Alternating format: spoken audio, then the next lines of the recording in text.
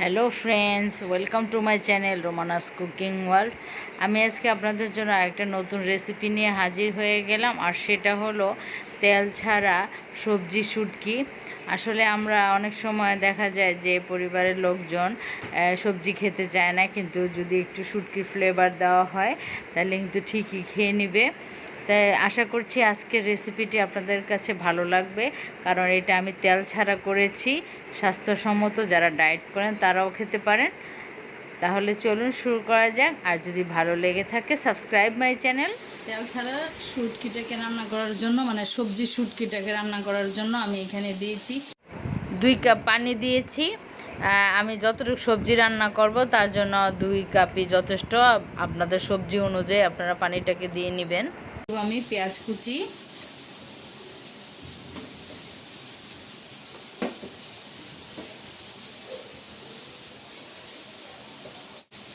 দেব স্বাদ মতো লবণ। আমি এখানে রসুন কুচিটা ব্যবহার করতেছি, আপনারা বাটাটাও দিতে পারবেন, বাটাটা দিলে 1 চামচ দিবেন। আর আমি এখানে দিয়ে দিচ্ছি এই যে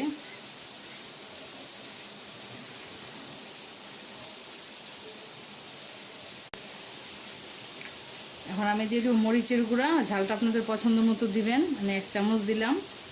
আর দিব হলুদের গুঁড়া 1 চামচ।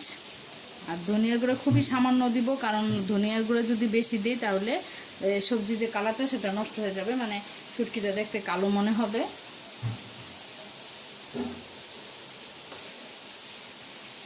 এখন এটা ফুটে ওঠা পর্যন্ত অপেক্ষা করব। এটা ফুটে উঠেছে, এখন আমি শুটকিটা দিয়ে দিব। আমি এখানে নিয়েছি বাঁশপাতি শুটকি বলে এটাকে। এই শুটকিটাকে হালকা টেলে আমি গরম পানি দিয়ে তারপর ধুয়ে নিয়েছি খুব পরিষ্কার করে ভালো করে। এখন দিয়ে দিব। আপনারা যে কোনো শুটকি দিয়ে কিন্তু এটা রান্না করতে পারবেন।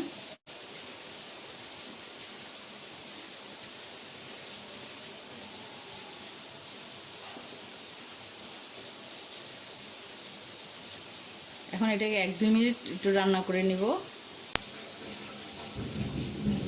এখন আমি এখানে কি কি সবজি নিয়েছি একটু বলে দিচ্ছি। এগুলো হলো লাউয়ের ডাঁটাগুলো, আমি পাতাটা নিচ্ছি না, শুধু ডাঁটাগুলো। ঝিঙ্গে, তারপরে বেগুন, বরবটি, তারপরে হলো কাঁঠালের বিচি, তারপরে আলু, আর হলো আরেকটা হলো যে এটা দুন্দুল। এগুলো দিয়ে আমি এই রান্নাটাকে করব। আপনারা আপনাদের পছন্দ মতো আরও যে কোনো সবজি দিতে পারেন, যেগুলো শুটকি দিয়ে খেতে ভালো লাগে। এখন আমি এই সবজিগুলোকে দিয়ে দিব।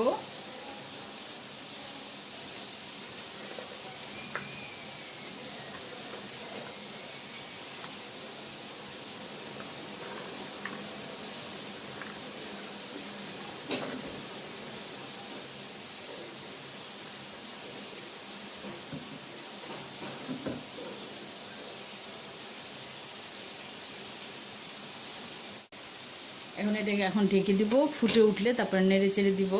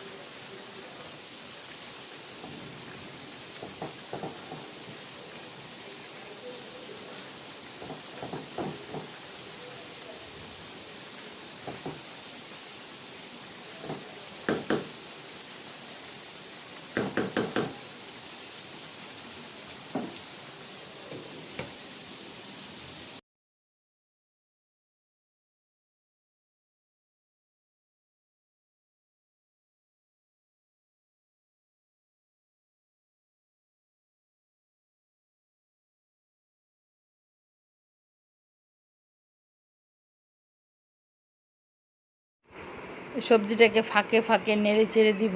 আমি কিন্তু আর পানি দিব না, কারণ এই পানিতে আর সবজির পানিতে এটা খুব সুন্দর করে সিদ্ধ হয়ে যাবে।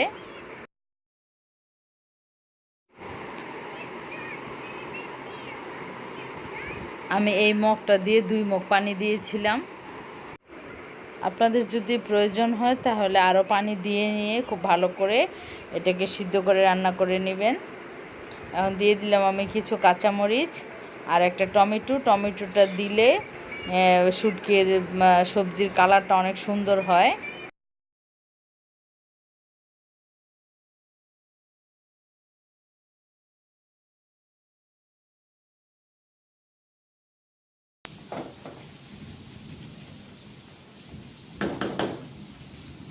এখন এটাকে অল্প আছে রান্না করে নেব।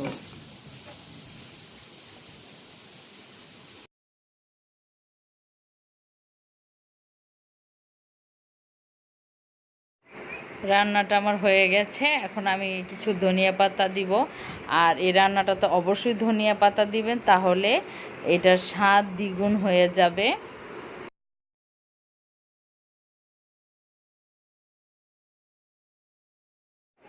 ধনিয়া পাতা দিয়ে দিলাম। এখন একটু নাড়াচাড়া করে এটাকে আমি চুলাটাকে অফ করে দিব।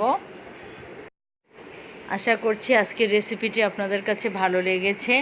ভালো লেগে থাকলে লাইক, কমেন্ট, শেয়ার করবেন ফ্যামিলি ফ্রেন্ডদের সাথে। আর আমার চ্যানেলটিকে সাবস্ক্রাইব করবেন। অনেক ধন্যবাদ ভিডিওটি দেখার জন্য। আবার ফিরে আসবো কোনো নতুন রেসিপি নিয়ে। সে পর্যন্ত সবাই অনেক ভালো থাকবেন। আল্লাহ হাফেজ।